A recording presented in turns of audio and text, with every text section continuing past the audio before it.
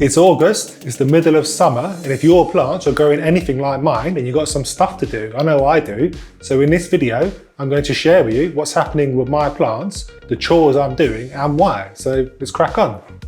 One of the biggest battles in August and in summer in general will be the heat, of course. Even for me, here in Costerdale, Sheffield, we do get warm temperatures in August, normally low 20s. And in fact, a bit of a heat wave this week here in the UK. So it's a balmy 26 degrees Celsius here today, which is why I've got my shorts on. So quite warm. So the big thing that we need to be wary of in August is making sure that our plants are topped up with water. They're hydrated enough. So things tend to be drying out a little bit quicker than normal, especially compared to spring, autumn and winter. But the trap you can get yourself into is just assuming that your plants need a drink when maybe they don't. So there's kind of 3 ways to check if your plant needs a drink. One of them is to use your finger. I've got a baby Monstera plant here. So you can use your finger and go, if you can, into the bottom half of the plant. Normally quite tricky when there's roots and whatnot in the way. Go into the bottom half of the plant and that feels dry. So I think that needs a drink based on my finger. And also you can kind of feel the weight of it. This takes a little bit of experience in getting to know your plant, but kind of feel the weight of the plant. That feels like it's not bone dry, but probably needs a top up with water. But to be completely sure, I like to use my trusty moisture meter because I find that feeling the weight and using your finger can be a little bit unreliable and you get surprising results with the moisture meter. So I'm going to stick this into the bottom half of the plant and see what it says. So that is moist, reading on moist for this plant. That is 5.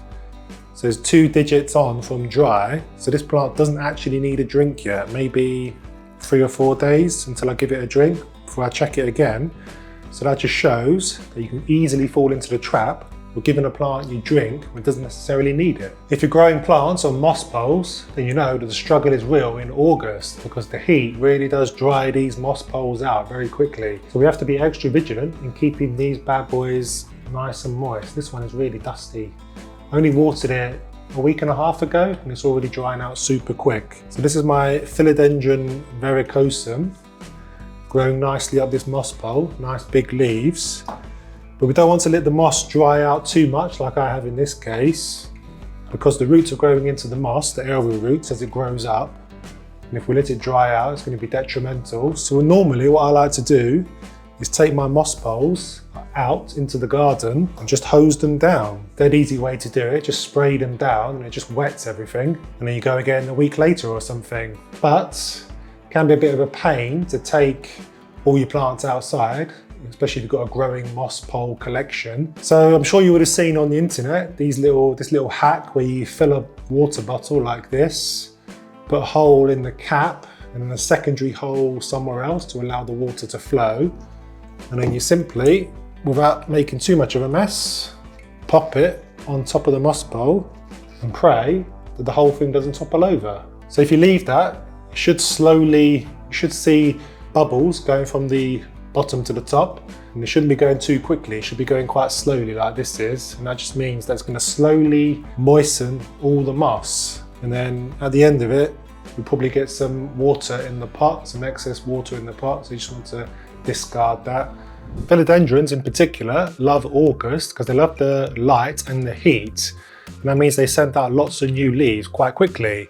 But the problem with philodendron, especially the melanochrysis or the melanochrysum as it's properly known as, the new leaves often get stuck unfurling. So this is what's happening at the moment to this philodendron melanochrysis I've got at the back here. It's just starting to unfurl this leaf here. So I did have to unstick it because it was stuck.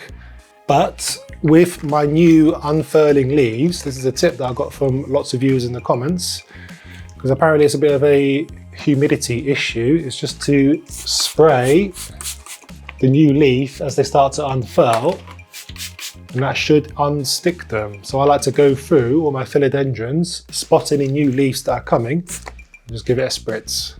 August is really a great time for our plants because they'll be sending out loads of growth with the extra light and warmth, but we also need to support that growth with nutrients to make sure that they got Weetabix in the belly to grow big and strong basically.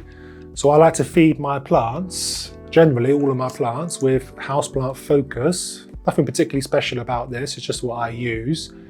It's an organic feed with seaweed apparently, whether that does anything for your plants or not, I don't know.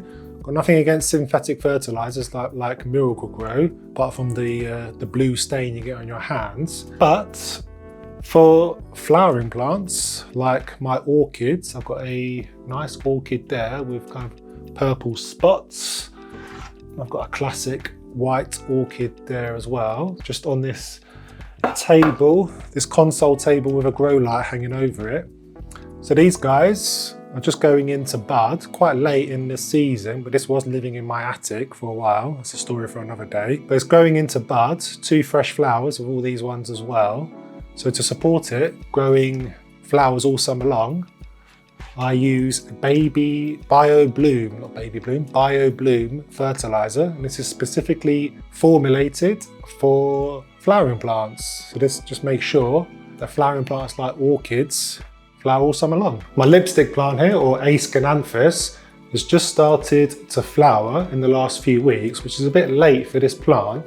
Normally it starts flowering at the end of spring and then it flowers all through till autumn. For some reason it was a little bit delayed. But now that it has started flowering, these rather kind of phallic looking lipstick flowers, I want to make sure that I give it the tools that it needs to continue flowering until autumn. So just keep producing flowers if I give it the right fertilizer. So houseplant Focus, which is what I normally use for most of my houseplants in my house, wouldn't be the ideal one for this plant, which is why I use Bio Bloom.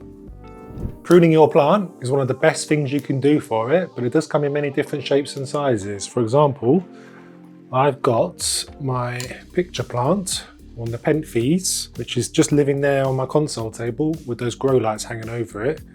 And these grow traps which have digestive enzyme liquid at the bottom. So an insect will fall into the trap and then it will get digested and turn into nutrients for the plant. But these Nepenthes do go by the wayside eventually. So that's a nice fresh one there, relatively new.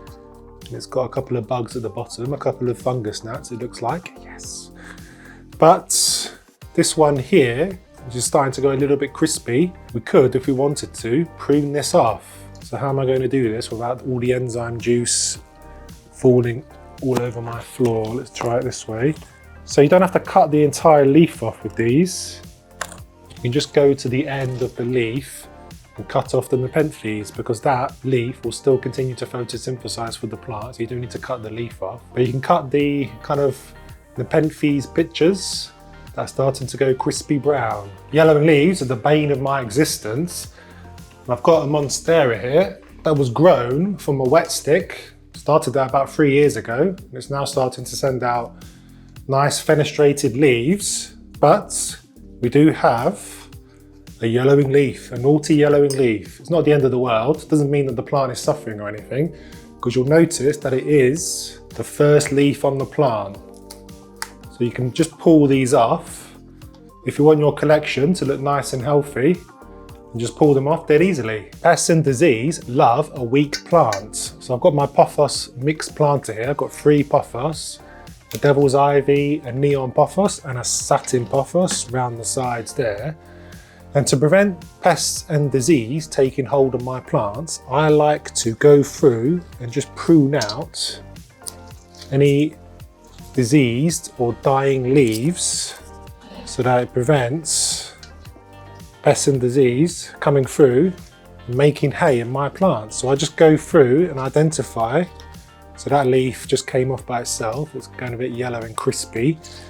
So this doesn't mean that the plant is struggling with anything. It's probably just some areas of this bushy planter aren't getting as much light as they want, or maybe access to water and nutrients in the soil might not be enough of it for all of the stems and leaves in this Pothos planter, because it is quite big. But I just like to go in early and spot the problems nice and early, to go in and prune them out. You'll probably notice on this Monstera, and probably on your Monstera at home as well, it's got this rather long aerial roots. Now these are normally used by the plant to anchor itself onto surrounding trees where they naturally live, so they can climb up to the top of the canopy of where they're living. in a jungle or something, jungle setting. But in our homes, because they're not really, unless they've got something to climb on, like a moss pile or something like that, or a stake, they don't really do much because they've got nothing to cling onto. So they kind of just hang from our pots and they grow longer and longer and longer. Apparently, I think it's Tarzan uses aerial roots to swing from tree to tree. It's quite interesting. Rather than vines of plants, he uses aerial roots because they're nice and strong. I think that's the case. Correct me in the comments if I'm wrong with that. But these guys, I mean, I quite like them, but you can, if you wanted to, go in and just snip them off. It doesn't harm the plant in any way whatsoever, but I'm going to leave it because I quite like it hanging down. I want to see how long this grows. But you can direct them into the soil, like that one's kind of directed itself into the soil there. That should strengthen the plant, give it more root tissue in the soil. Another reason that I'm always pruning my plants is to get them to branch out. It's a bit of a hack in the plant world, but you'll notice here on this coleus plant, which is a very nice plant, that where I previously made the cut on the stem, it's branched out into 2 new branches. But the problem with this plant is that it's grown quite lanky. These branches haven't been pruned back again. So to get an extra bushy plant, I like to go through and cut just above a leaf node, and then that should activate 2 new stems, because there's little baby leaves just above where I've made the cut. They'll turn into branches, and each of these stems that I cut will make this plant nice and bushy. So it looks a bit short now, but don't worry too much, because once those nodes start activating, you'll have an extra bushy specimen in a few weeks' time. When you've got a flowering plant like the Aescananthus or lipstick plant, you just want to make sure that you're picking off the dead flowers or the spent blooms. Just getting rid of those, because that will encourage it. There's another one there, if I can just pull that one out. That will encourage it to send out more blooms. So it's always a good idea to deadhead your flowering plants. After I pruned the plant, I do like to go back a couple of weeks later just to make sure that everything is growing correctly as I expect it to grow. So this is my Philodendron melanocrisis that had a long stem growing out to about there or something like that. And I cut it right back, which was growing a bit lanky. So I thought I'd start again basically with it. And it's growing a new stem piece there. And it's also growing, looks like 2 more stems lower down as well. So it looks like it's going to have 3 stem pieces growing. So I've turned 1 stem into 3 basically. So that's a nice result for that. And everything is looking nice and healthy still. Nice and green, no blackening or anything like that. Whereas this other guy that I pruned, I think it was more or less the same time, my Philodendron verrucosum, I pruned this back, and I don't know whether that's the old leaf. It might be the old leaf, because the new leaf, maybe that's an old leaf as well. It's growing a new stem here, I think. Quite hard to work out actually. Looks like this is the new stem with the newest leaf, so that's growing fine. But the old leaf is not, so that's dying off. So I can just pull that off to stop any pests and disease thinking that it's gonna jump on and have a party. But overall, not looking too bad. There's a bit of dieback on the old piece of stem that I cut back. And that leaf probably wants pruning back at some point. In fact, let's do that now, just to tidy this plant up. So it's always a good idea just to monitor the plants after you prune them. I pruned this plant in my deep dive pruning video that I'll link to in the top right corner. Well worth checking out that video. I hard pruned this bad boy. It was very tall. I cut it right back at these points here on this stem. And as you can see, there's been tons of new growth coming through. So I've just been keeping my eye on it, making sure that it's coming out in a nice fashion, no browning leaves or stems or anything. It does look pretty healthy overall. So you just want to keep on top of your watering and stuff and making sure the new growth comes out nicely. I should have been paying more attention with this plant here. This is my Monstera adansonii that I've got growing up this very attractive trellis trellis. Details of that are linked in the description, by the way. But the plant has attached itself to the trellis through its aerial roots, but it has since outgrown the trellis. And it's grown out of the top, it's got nothing to cling onto, and it's ended up flopping by the side, which is never a good thing. So I'm going to prune this back now. So I'm going to prune it back there, like so. Get all that off. And then I've got myself a trellis trellis extension here. So I can put that at the top, like so. And then it's veering off to the side a little bit, this stem, but hopefully a new stem will appear. Well, a new stem will appear, but hopefully it'll go in the right direction. And I'll train it to grow further up here. You can keep going until you've got a massive plant going out the roof of your house. The extra light and heat of August is absolutely perfect for the roots of your plant to put on a bit of a growth spurt. So it's always worth checking if things are getting a little too snug in the pot of your plants. But how can you actually tell if a plant is root bound or not? Well, I think there's 3 levels to a root bound plant, level 1, 2 and 3. This is a level 1 root bound plant, which as you can see, isn't too bad at all. There's still lots of soil in the pot for the roots to grow into. So this doesn't need repotting yet. I'd wait a few months and then check again. But this is a level 2 plant.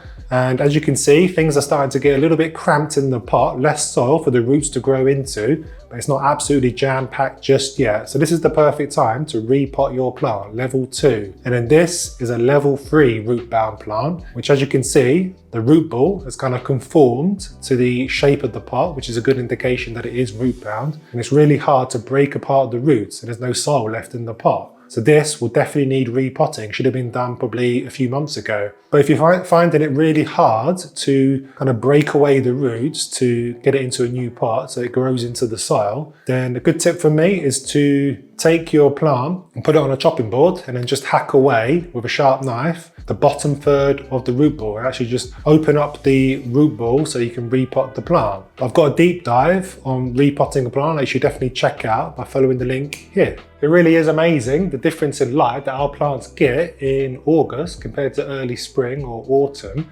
They get a lot more of the good stuff. And our little misters want to make sure that all their arms and legs are getting a tan. So that means for us, we need to be extra vigilant in rotating our plants. So I've got a coleus just sat here, and as you can see, all the leaves are facing towards the light outside of the window. And if I was to continue, if I wasn't to rotate it, if I was to leave it to grow in that way, then it'll just continue to grow lopsided. Hopefully you can see that.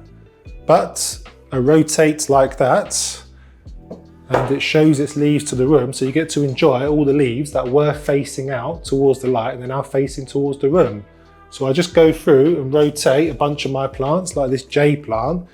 It's growing quite heavy in that direction because I've not rotated it for a couple of weeks maybe.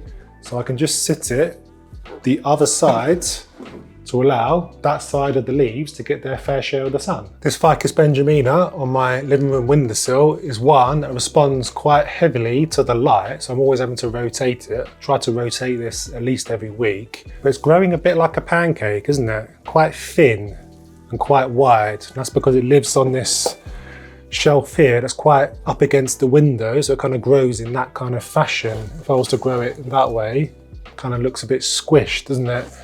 But anyway, the leaves always face the light, so I just have to rotate to give it some even growth. If you've got any plants staked on a trellis or on a moss pole, like this Monstera Thai constellation that I bought from Amazon of all places, I made a video about that I'll link in the top right corner. But these guys are growing up something. They're growing a stem up a moss pole, and we don't want to rotate them, because if we were to rotate it, one, we'd have the backside of the plant facing the room, which is not what we want.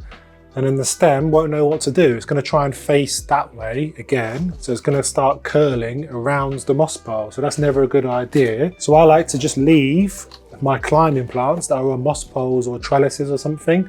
I like to leave them be to face the light and face in one direction. So I don't rotate them at all. So I generally try to have my climbing plants up against a wall, like this is up against my fireplace mantle, so that it faces the light and I get to enjoy all the leaves facing the room.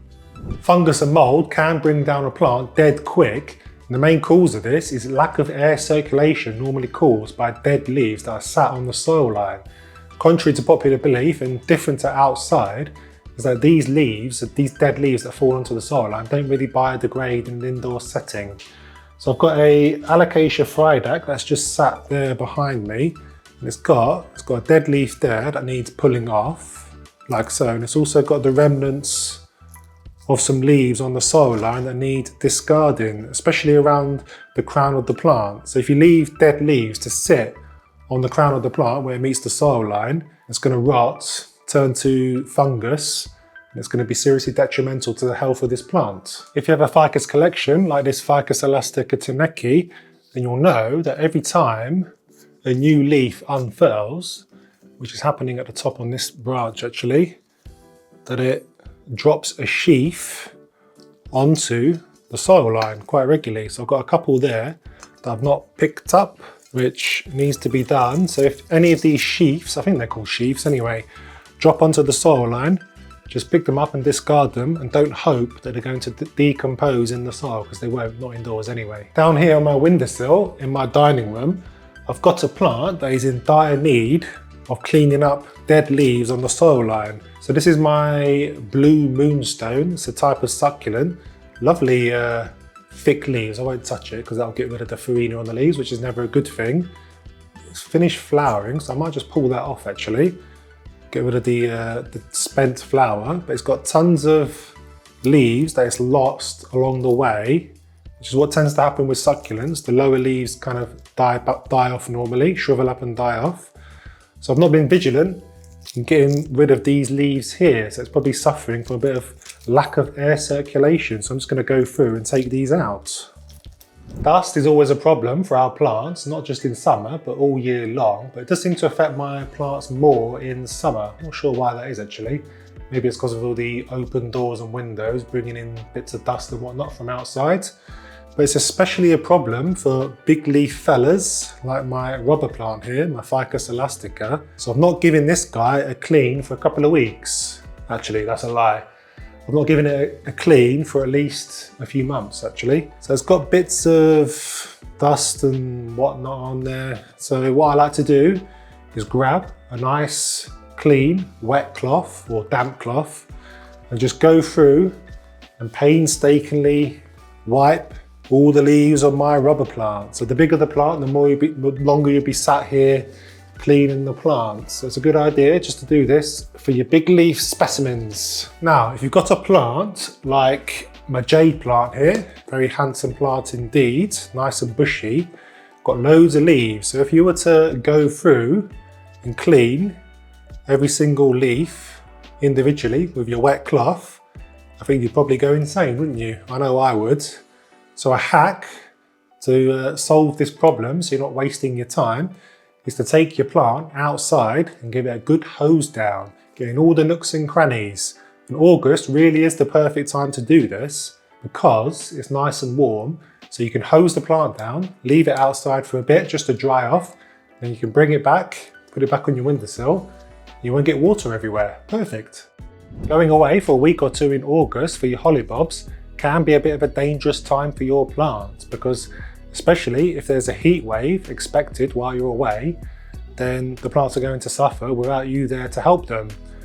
So one of the things that I always do when I go away, and it's for two reasons. One is for security and one is to save my plants, is to always draw the curtains. So you might think that drawing the curtains and leaving your plants in dark for a couple of weeks will kill them. You'll end up coming back to a plant graveyard, but that's not really the case. They can survive a surprisingly long time without any light whatsoever. In fact, I did a video last year where I tested a bunch of plants in my dark basement. Most of them survived for a few months, so have no fear whatsoever about drawing your curtains and leaving your plants to rest in dark for a week or two. If I'm going away for a week or two, especially 2 weeks, then I do like to break the rules and go through and just give my plants a little top up with water, even if the soil is moist or even wet.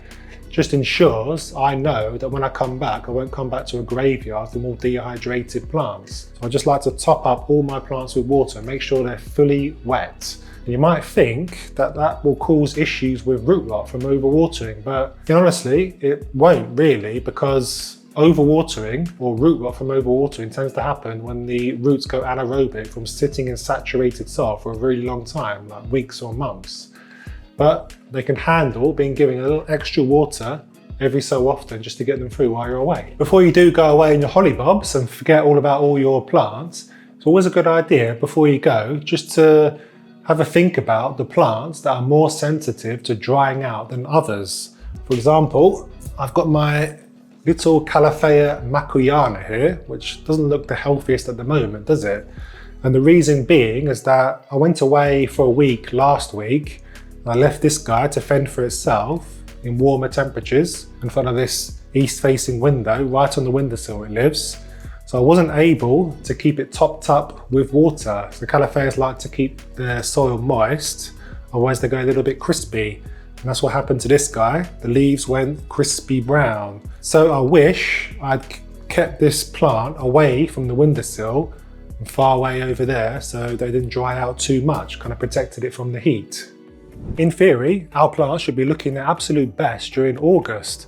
That's because we've been doting on them from spring all the way through to summer. So at the end of this summer season, they should be looking their absolute best.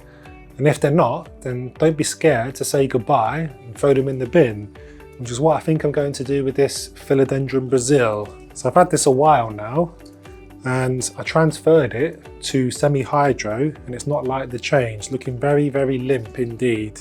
I really don't like how straggly it's looking, even though it's living right there on the windowsill. It's looking a bit leggy, a bit straggly.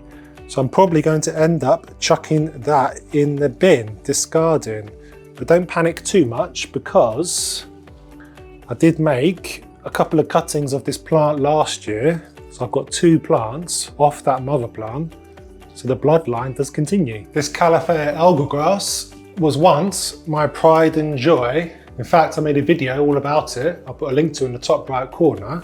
It was looking absolutely gorgeous at that point. But I made a grave mistake with this guy, which means that I'm probably going to chuck it out. But I don't have any issues with that, because I do have a younger, more healthier specimen living just up there. I can hopefully grow into this big beast. I might enjoy the process as well anyway. If you're lucky enough to have a garden or even a balcony with some flowering plants out there, then a great little hack to brighten up the kind of inside of your house is to take some cuttings of the flowers, put them in a vase, and then you've got a bouquet of flowers basically for free. And that's something that we like to do here in Kaiser Sheffield. Well, I say we, it's more Mrs. Sheffield, because she put this together this week.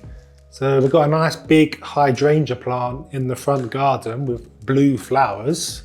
She took lots of cuttings of the flowers, put them in this vase of water, and it brightens up the home. Lovely. Climbing plants tend to grow rampant in August when they've got heat, light, and something to climb up. But getting a climbing plant to grow straight up something is easier said than done. Perfect case in point is my Pothos Enjoy, Scindapsus Enjoy, which I've got climbing up this kind of soil pole. I wouldn't recommend the soil pole, I'd stick to moss, because every time I knock the moss pole or the soil pole, soil always comes out. But anyway, as you can see, this guy wants to veer off course. He wants to grow that way, maybe climb around the pot or the moss pole, which isn't ideal. You want it to kind of stick in line up the moss pole so that it grows its roots into the soil or moss. So the kind of easiest way to get this to train to go back in line, I found, is to push it over. Doesn't want to do it. And then grab something. I've got a toothpick. Whoops. I've got a toothpick. Just grab something that you can stick into the soil to kind of guide it in place. So hopefully they'll now get the message and grow straight up this moss pole.